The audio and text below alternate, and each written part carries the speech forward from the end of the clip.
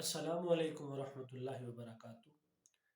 ناظرین، ایک مرتبہ ایک بادشاہ کے دربار کے اندر ایک فقیر آیا اور اس نے آ کے بادشاہ کو فکر آخرت دلانے کی کوشش کی اور کہا یہ کیا بادشاہیت ہے، اس کی کیا حقیقت ہے؟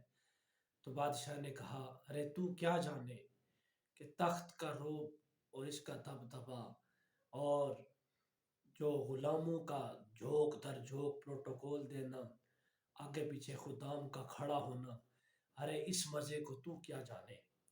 تو بادشاہ نے کہا، اس فقیر نے کہا بادشاہ سنبھل جا۔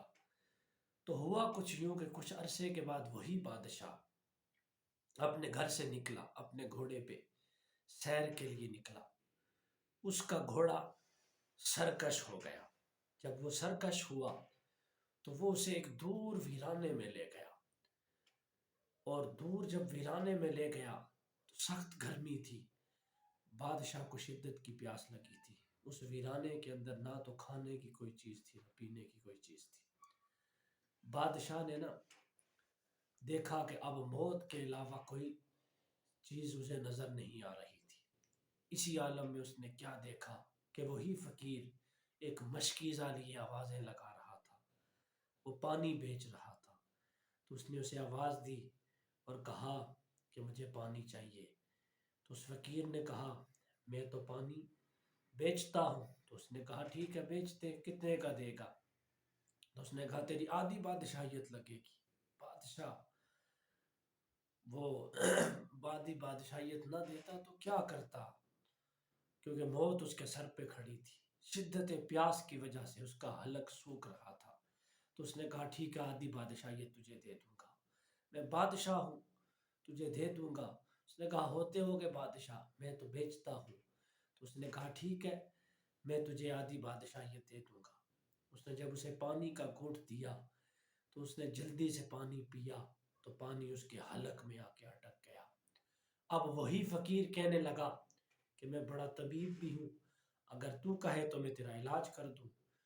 تو اس نے کہا ٹھیک ہے علاج کرتے۔ تو اس نے کہا میں فری میں علاج تو نہیں کروں گا۔ تو بادشاہ نے کہا میں بادشاہ ہوں، تجھے دے دوں گا، کیا چاہیے تجھے؟ تو اس نے کہا جو تیری آدھی بادشاہیت رہتی ہے مجھے وہ بھی چاہیے، میں تیری ساری بادشاہیت لینا چاہتا ہوں۔ اس نے کہا ساری بادشاہیت دے دوں گا۔ اس نے کہا نہیں۔ اس نے ایک اپنے اس تھیلی سے ایک چمڑے کا تھوڑا سا ٹکڑا نکالا اور کہا اس پہ لکھ کے دے، تحریر کر کے دے کہ تو نے بادشاہیت میرے نام کی تھی۔ اس نے اسے لکھ دیا تو اس وقت کا اس کے پاس جو ٹونا تھا، جو اس میں علاج کر سکتا تھا، اس نے اس کا علاج کیا، بادشاہ ٹھیک ہو گیا۔ اب بادشاہ واپس اپنے محل کی طرف آ گیا اور وہ فقیر اپنے سفر کو چل دیا۔ کچھ عرصے کے بعد اسی طرح بادشاہ کا وہ محل جو تھا سجا ہوا تھا، دربار لگا تھا، وہی فقیر آیا اور اس نے کہا بادشاہ سنبھل جا، فکر آخرت کر۔ تو اس نے کہا شاید تو پہلے کبھی آیا تھا، جا، تو نہیں جانتا یہ بادشاہیت کیا ہوتی ہے۔ تو اس نے کہا ارے کس بادشاہیت کی بات کرتا ہے جس کی قیمت فقط پانی کے 2 گھونٹ ہے؟ تجھے یاد نہیں ہے کہ تو نے 2 گھونٹوں کے عوض یہ ساری بادشاہیت تو مجھے لکھ کے دیتی تھی؟ اور کہا اب آخرت کو یاد کر لے، یہ دنیا کی بادشاہیت جس کی قیمت صرف 2 گھونٹ ہے۔ تو مسلمانوں یہ ہمارے لیے سنبھلنے کا وقت ہے، یہ ہمارے لیے یہ واقعہ ایک سبق آموز ہے کہ آج ہمیں دنیا کے اندر کوئی عہدہ مل جائے، ہمیں اگر کوئی عہدہ دے دیا جائے تو ہم اس پہ نہ جانے کیسے کیسے فرعون بن کے بیٹھ جاتے ہیں۔ یاد رکھیے یہ دنیا ختم ہونے والی ہے، آخرت کی فکر کے ساتھ اپنی زندگیاں بسر کیجئے۔